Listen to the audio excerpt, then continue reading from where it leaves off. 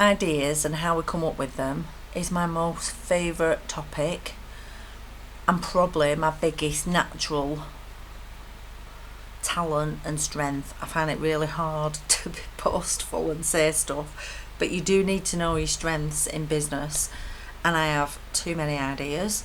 I drive myself mad with how many ideas I have and how many ideas I have for other people, and can constantly look at things and solve that in several different ways. And I love reading books about thinking.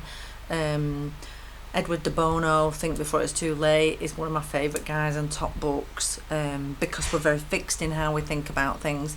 But idea generation, creativity, we're not taught it in schools.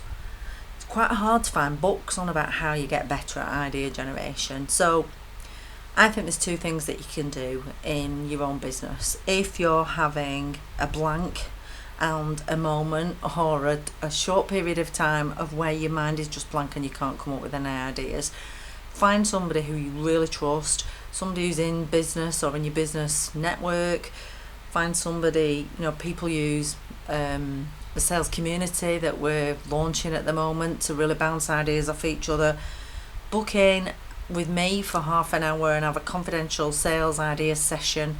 There's all sorts of things that you can do. There will be somebody in your circle of friends, family, trusted business people that you know who are fantastic at ideas, that whenever you mention something they go, yeah, that could be, you could try this or you could do that. Glue yourself to that person because they love doing that. It becomes so natural, they can just reel off 10 or 15 different angles. They're naturally good at looking at it from lots of different angles and are enthusiastic about it. They often don't put it into practice or are not very practical or organised. Definitely hold my hand up with that. I've had to work hard at that.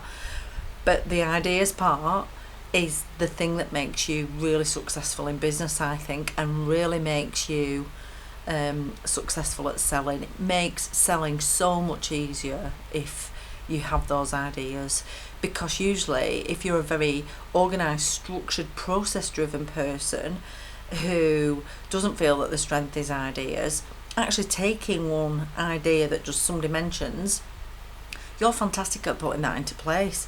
Whereas the ideas people who come up with them all often struggle with the complete opposite. They can't put them into action and do it.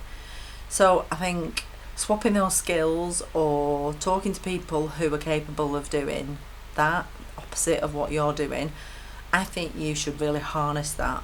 Every sale and every bit of money that flows into your business, whether you're thinking of taking the plunge and you haven't started yet, or you've been going a year, or you've been going 10 years, every pence and every pound coming into your business starts with an idea.